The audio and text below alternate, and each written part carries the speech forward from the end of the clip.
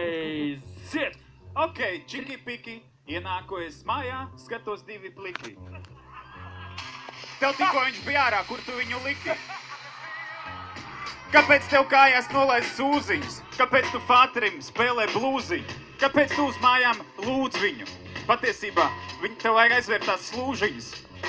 Ziniet, kā lūdzu piedodiet, bet varbūt jūs arī gribat pievienoties, jo mēs ar jūsu meitu te sākam kaut ko darīt. Mēs to darīsim arī visdrīzāk parīt, un ko tur slēpt. Mēs, jā, esam kopā, ja godīgi esmu arī nedaudz lopā. Jā, un ko darīt, ja nu kas es trenējos boksā.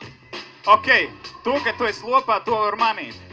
Savāc, Mr. Bugs Bunny, savas ūziņas kreklu, es iešu ar meitu uz freestyle battle. Es atradīšu viņai daudz labāku čuvaku, nevis šitādu brīļainu mudaku. Tu ķipa esi...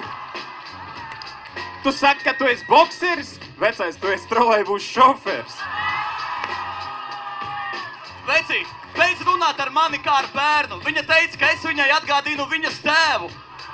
Ja viņai patīk brīļaini džeki.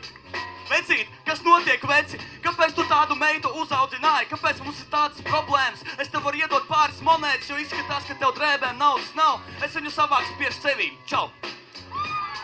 Labi, vecais, zini, tu tinies. To, ko tu palaid garām, tu patiesībā neapzinies. Mana meitene salta tā kā konča.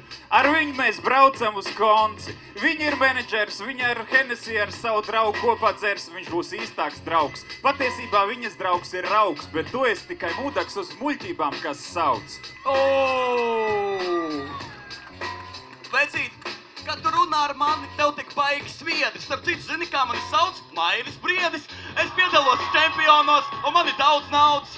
Es nezinu, mani pazīst daudz tauts. Es nesaprotu, kāpēc mani vispār Gruzija. Mēs jau taisījāmies braukt uz Gruziju. Un es esmu tavā mājoklī, un starp citu, tava meita ir stāvoklī.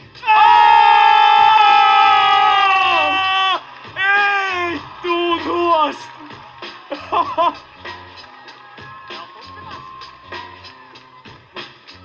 3 bija, ja? Ej, aplaus, sniegs un ēda vārdi.